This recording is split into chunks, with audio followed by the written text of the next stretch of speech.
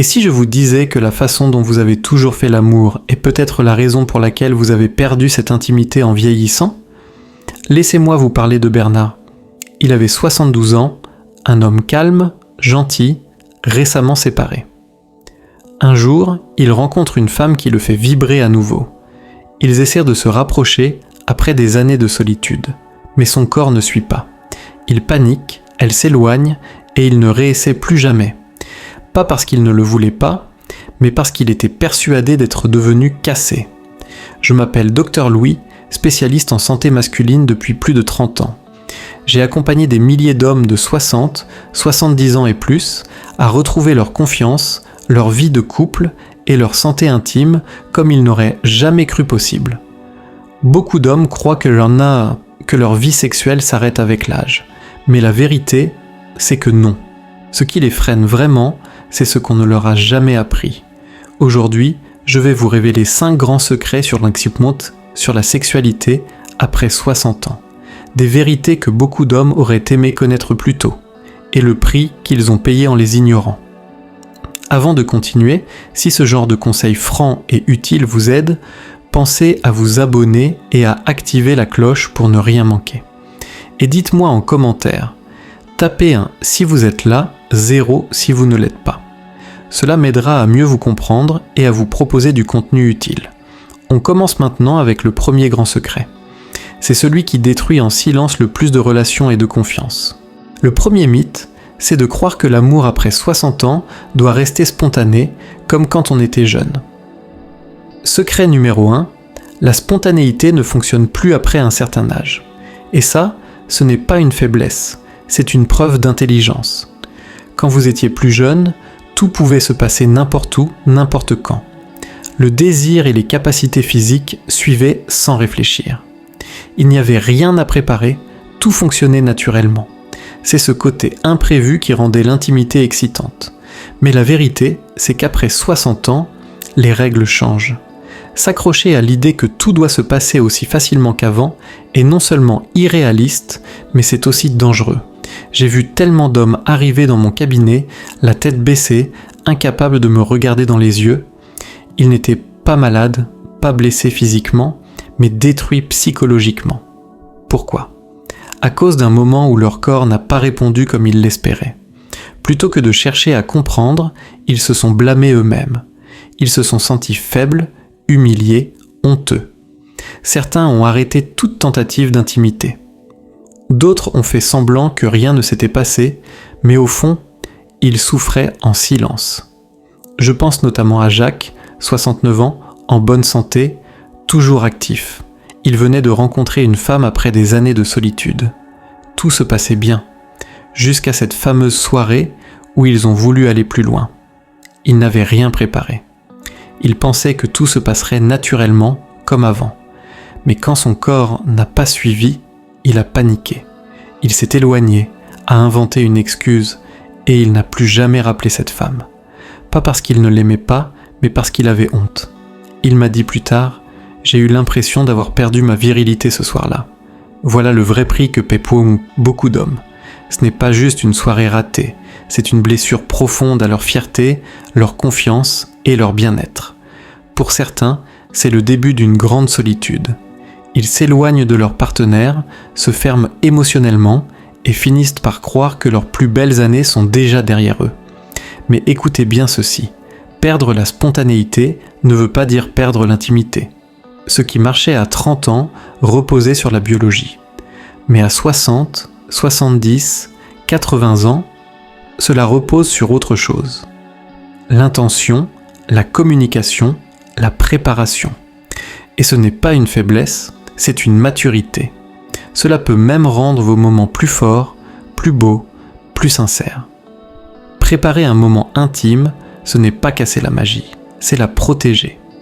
Cela montre à votre partenaire que ce moment compte. Cela vous donne le temps de favoriser la circulation du sang, de réduire le stress, d'éviter les médicaments qui nuisent à vos performances et de créer une ambiance émotionnelle idéale. Et surtout, cela enlève la pression. Quand vous arrêtez d'attendre de votre corps qu'il réagisse comme avant, vous commencez à apprécier le moment et plus seulement la performance. Mais attention, ignorer cette réalité peut être dangereux, bien au-delà de la déception ou de la gêne.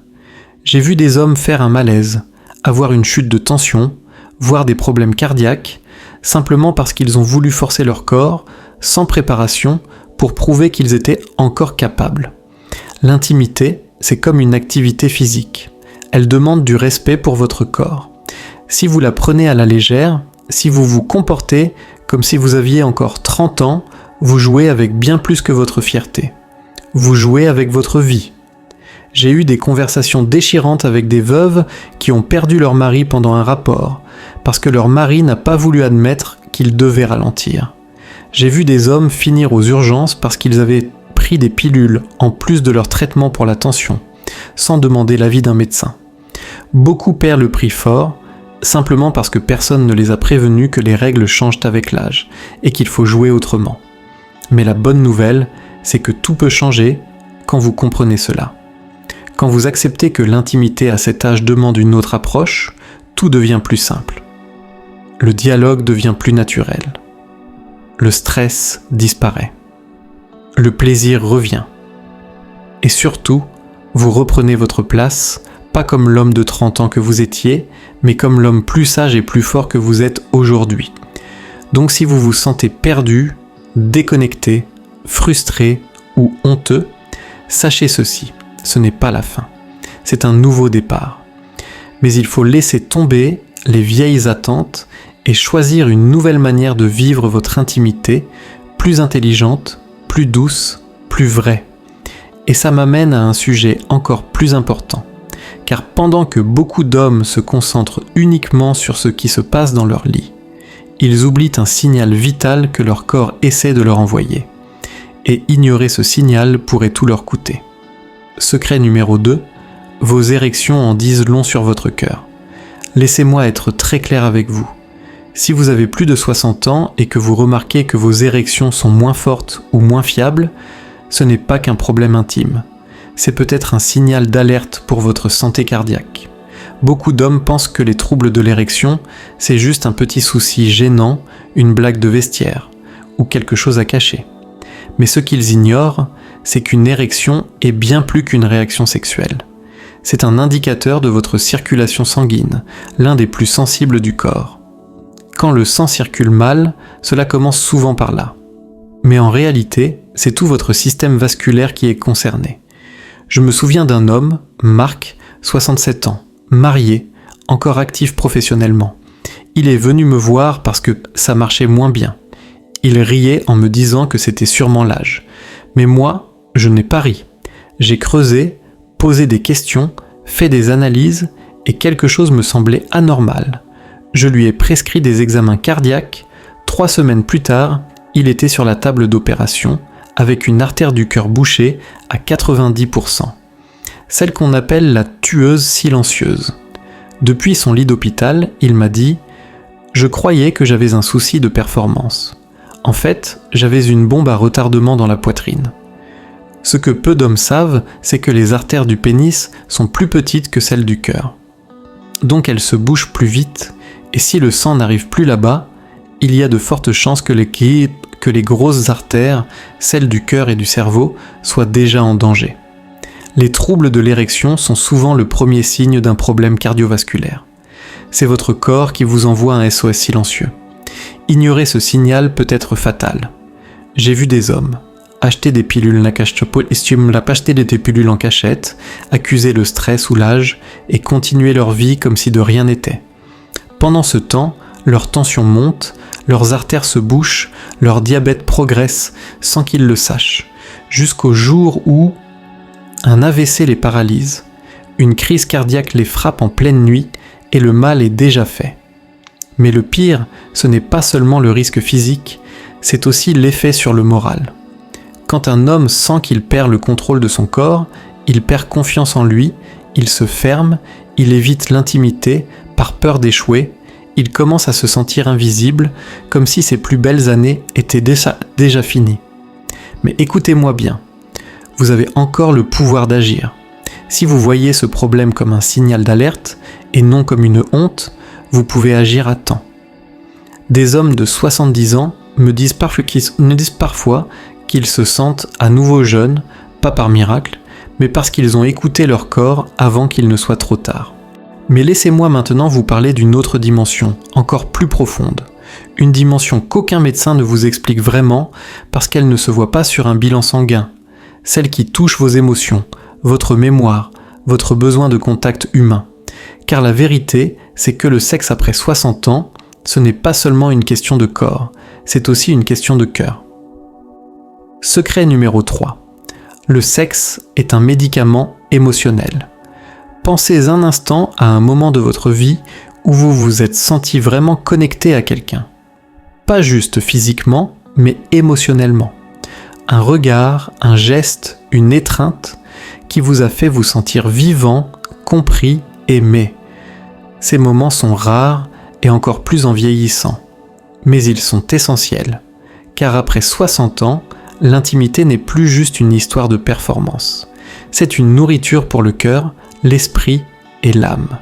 J'ai écouté tant d'hommes solides qui ont eu de grandes carrières, fondé des familles, accompli tant de choses, et pourtant, leur voix tremblait quand ils me disaient « Je n'ai plus ressenti de vraie tendresse depuis des années ».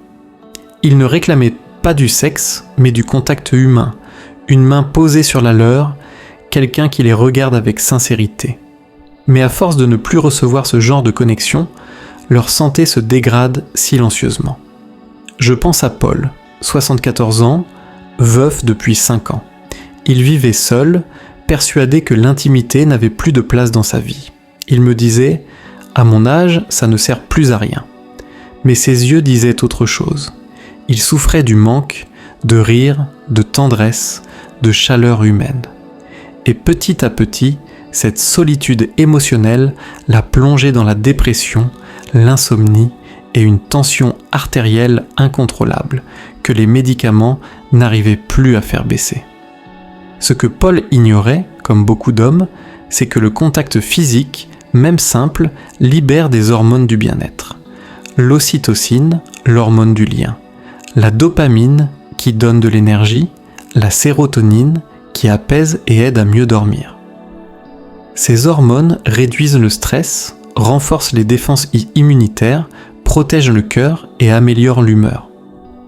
En clair, l'intimité est une vraie thérapie naturelle, bien plus puissante qu'on ne le croit. Mais voilà le problème, beaucoup d'hommes rejettent cette vérité.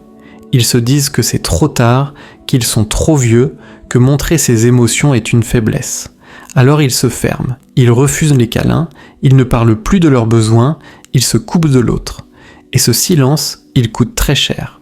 Il entraîne plus de dépression, un stress plus élevé, un système immunitaire affaibli, une tension qui grimpe et même un déclin du cerveau accéléré par l'isolement émotionnel.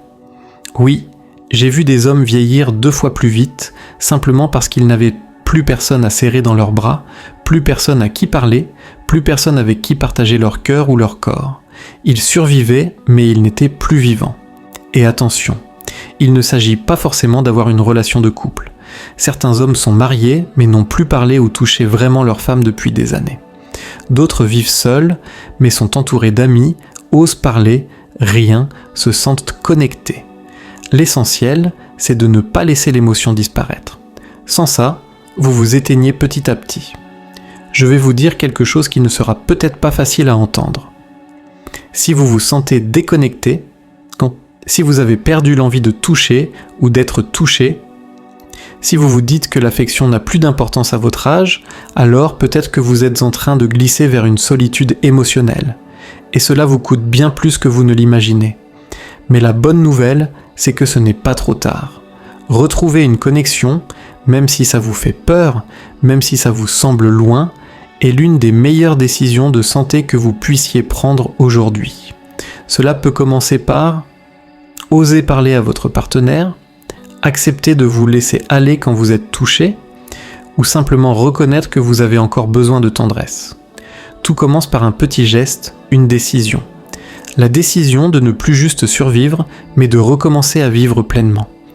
Et si vous vous demandez si cette connexion peut encore vous apporter du plaisir, de la paix, de la vitalité, même après toutes ces années, Laissez-moi vous dire une chose. Oui, c'est encore possible.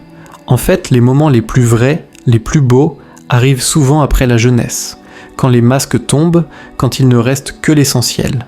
L'humain, le vrai. Mais il existe un ennemi invisible qui vole ce bonheur à beaucoup d'hommes, sans qu'ils s'en rendent compte. Ce n'est pas l'âge, ce n'est pas la maladie.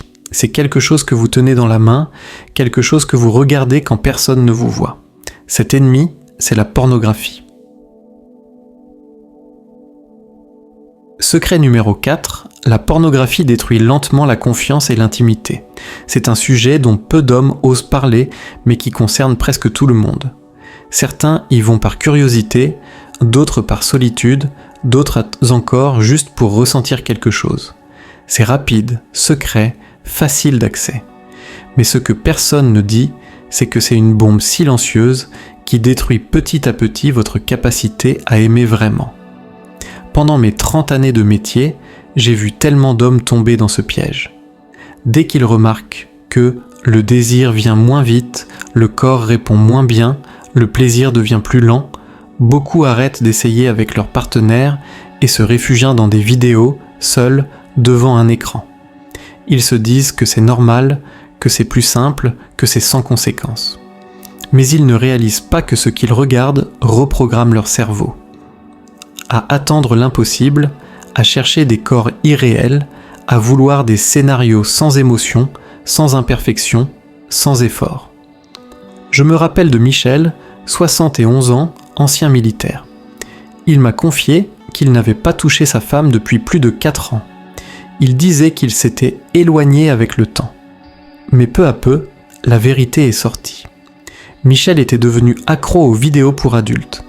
Au début, c'était rare, puis ça a remplacé l'intimité réelle. Et petit à petit, le corps de sa femme ne lui suffisait plus.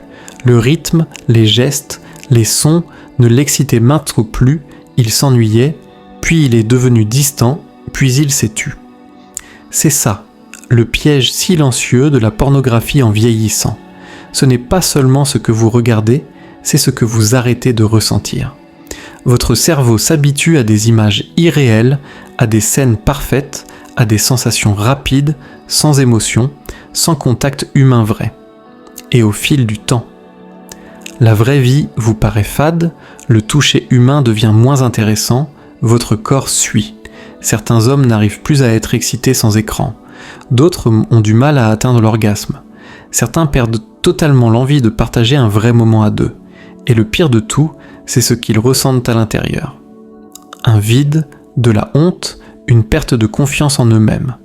Parce qu'après avoir regardé des vidéos, ils se sentent vides, ils se demandent « Pourquoi je ne me sens pas mieux après ça ? Qu'est-ce qui ne va pas chez moi ?» Et ils finissent par croire que c'est l'âge, qu'ils sont finis. Mais ce n'est pas l'âge. C'est des années passées à nourrir leur cerveau de quelque chose de faux, si bien qu'il a oublié comment réagir au vrai. J'ai vu des couples se détruire, non pas à cause d'une trahison, mais à cause d'années de distance causées par ce monde virtuel. J'ai vu des hommes ne plus reconnaître leur propre corps, incapables de profiter d'un vrai moment sans écran. Et j'ai vu beaucoup trop d'hommes tomber dans la solitude, persuadés d'être les seuls à vivre ça. Mais écoutez-moi bien, vous n'êtes pas seuls. Et il y a une sortie. Cela commence par prendre conscience que ce que vous regardez vous change, que cela transforme vos attentes, et que cela vous éloigne de ce qui est réel, lent, imparfait, mais profondément humain. L'intimité réelle, celle qui se vit à deux, est bien différente. Elle prend son temps, elle est imparfaite, émotionnelle, pleine d'humanité. Et même si elle peut sembler moins spectaculaire qu'une vidéo, elle est plus profonde, plus vraie et surtout plus satisfaisante. Arrêter la pornographie n'est jamais facile, surtout si c'est devenu une habitude depuis des années. Cela demande de l'honnêteté avec soi-même, du courage, parfois de l'aide extérieure. Mais ce que vous pouvez retrouver en vaut la peine. Un nouveau lien avec votre partenaire. Un retour aux sensations naturelles et surtout, une confiance retrouvée. Une confiance qui ne dépend plus d'un écran, mais de vous, de votre corps, de votre présence. Si aujourd'hui, vous vous sentez déconnecté, si vous avez l'impression d'être devenu un spectateur de votre propre vie, posez-vous cette question. Suis-je encore capable de ressentir quelque chose de vrai ? Et la réponse est oui. Mais pour cela, il faut choisir. Choisir d'arrêter de se cacher derrière une illusion et revenir à la réalité, même si cela semble moins rapide, moins parfait, moins excitant au premier abord. Car la vraie intimité, celle qui guérit, est humaine, imparfaite, pleine de tendresse et de sincérité. Mais ce n'est pas le seul danger. Il y a une autre erreur, bien plus brutale, qui peut détruire tout en un instant si vous ne faites pas attention. Je vais vous en parler dans la prochaine partie, car c'est celle qui a coûté la vie à certains de mes patients. Secret numéro 5, le moment le plus risqué, c'est quand vous voulez prouver que vous êtes encore capable. Il y a un piège dans lequel beaucoup d'hommes tombent après 60 ans. Un piège qui arrive quand ils se sentent pleins d'énergie, invincibles, fiers d'eux. Peut-être après une bonne nouvelle chez le médecin, ou quand un ami leur lance une remarque flatteuse, « Dis donc, t'as encore la forme pour ton âge », ou alors quand une nouvelle relation commence et qu'ils veulent montrer qu'ils sont toujours des hommes. Et c'est là que le danger surgit. Ils veulent prouver qu'ils sont encore les mêmes qu'à 30 ans. Alors ils se lancent sans réfléchir, sans se préparer, sans écouter leur corps. Ils boivent un peu trop ou prennent des pilules achetées sans avis médical et ils se jettent dans l'intimité comme s'ils étaient encore jeunes. Mais à l'intérieur, leur cœur lutte, leur tension monte, leur souffle devient court et leur corps, qui aurait eu besoin de douceur et de préparation, est brutalement poussé à bout. Je me souviens de Jean-Pierre, 74 ans, un homme plein d'humour, charmant, qui venait de commencer une relation avec une femme plus jeune. Il me disait en rigolant « Docteur, il faut que je sois à la hauteur ». Je l'ai averti. Je lui ai dit que le sexe est un effort physique, pas seulement un plaisir, que son cœur avait besoin d'attention, qu'il ne devait pas se précipiter. Il m'a souri et m'a dit « Ne vous inquiétez pas, je connais mes limites ». 2 semaines plus tard, il s'est effondré dans une chambre d'hôtel, victime d'un arrêt cardiaque. Sa compagne a appelé les secours, mais il était déjà trop tard. Jean-Pierre n'est pas mort parce qu'il n'était plus un homme. Il est mort parce qu'il a oublié une chose essentielle, le respect de son âge, de son corps, de ses limites. J'ai vu trop d'hommes faire cette même erreur. Vouloir se prouver qu'ils peuvent encore le faire. Se comporter comme des jeunes, aller trop vite, sans préparation, sans précaution. Mais l'intimité après 60 ans, ce n'est pas une compétition, ce n'est pas un spectacle à réussir. C'est une rencontre, un partage, une complicité. Quand vous essayez de faire semblant d'avoir 30 ans, vous mettez votre santé en danger, vous mettez votre vie en jeu. Le sexe, surtout à votre âge, fait battre le cœur plus vite, fait monter la tension, fait travailler tout le corps. C'est comme monter une côte raide. Et si votre cœur n'est pas prêt, si vous forcez sans écouter votre corps, cette côte peut se transformer en falaise. J'ai parlé à des veuves, des familles détruites, qui me disaient « Il est mort en faisant ce qu'il aimait ».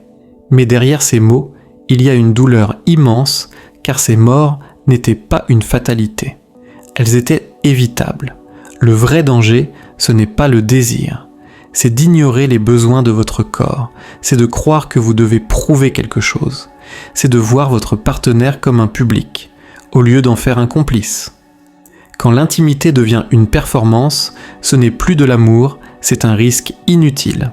Beaucoup d'hommes ont peur d'avoir l'air moins viril, moins fort, moins performant.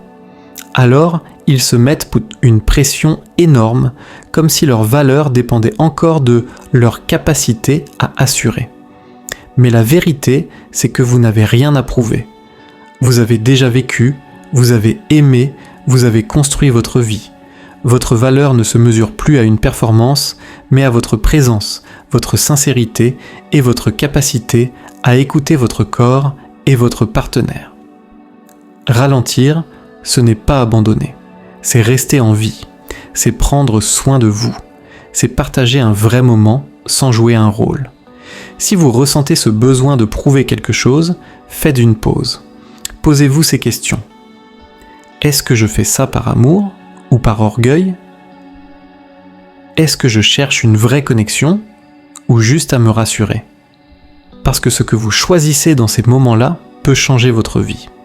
Vous pouvez choisir de forcer, de mettre votre santé en danger et d'en payer le prix. ou vous pouvez choisir d'être présent, d'être vraiment là, et de vivre quelque chose de beaucoup plus fort, plus beau, plus humain, et si ça vous fait peur, c'est normal. Ça veut dire que vous êtes conscient, que vous tenez encore à votre vie, à vos années à venir, à ce que vous pouvez encore partager avec ceux que vous aimez. Et c'est là que tout ce que vous venez d'apprendre prend tout son sens. Maintenant que vous avez entendu ces 5 vérités, vous avez entre les mains ce que beaucoup d'hommes auraient aimé savoir plus tôt. Ce ne sont pas de simples conseils, ce sont des clés, des petits tournants décisifs qui peuvent faire toute la différence entre une vie pleine d'amour ou une vie de solitude et de regret. S'il y a une chose que j'ai apprise après toutes ces années de métier, c'est que le plus dur en vieillissant, ce n'est pas la perte de force, ce n'est pas les rides, ce n'est pas les cheveux blancs. Le plus dur, c'est de se sentir invisible, de douter de soi, de ne plus oser en parler. Trop d'hommes croient qu'ils sont seuls à vivre ça, qu'il y a quelque chose qui cloche chez eux, qu'ils doivent se taire et supporter. Mais votre corps ne vous trahit pas. Il change comme tout dans la vie. Et face au changement, il ne faut pas avoir honte.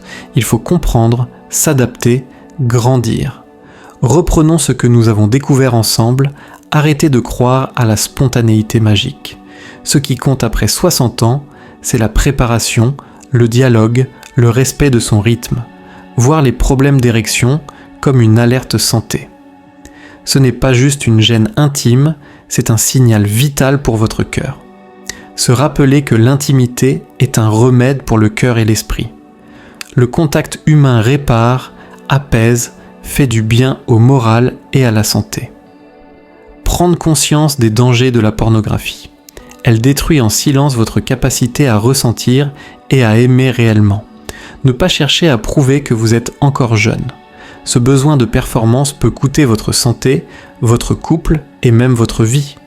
Vous vous êtes peut-être reconnu dans l'une de ces situations. Vous avez peut-être gardé tout ça pour vous en pensant que vous étiez seul. Mais vous ne l'êtes pas. Et vous avez aujourd'hui une nouvelle chance. La chance de reprendre votre vie en main, de vous reconnecter, de ne pas laisser ces années filer dans le silence. Vous comptez encore. Votre cœur, votre corps, votre intimité ont encore toute leur place dans votre vie. Et peut-être même plus que jamais. Alors si ce message vous a parlé, si cela vous a fait réfléchir, ou si cela vous a donné de l'espoir, ne repartez pas les mains vides. Parlez-en à votre partenaire. Prenez rendez-vous chez votre médecin. Osez ouvrir la discussion. Et surtout, ne croyez jamais que c'est fini pour vous. Il vous reste encore tellement à vivre, tellement à partager, tellement à aimer. Mais tout commence par un choix, le choix d'arrêter de subir et de recommencer à vivre pleinement.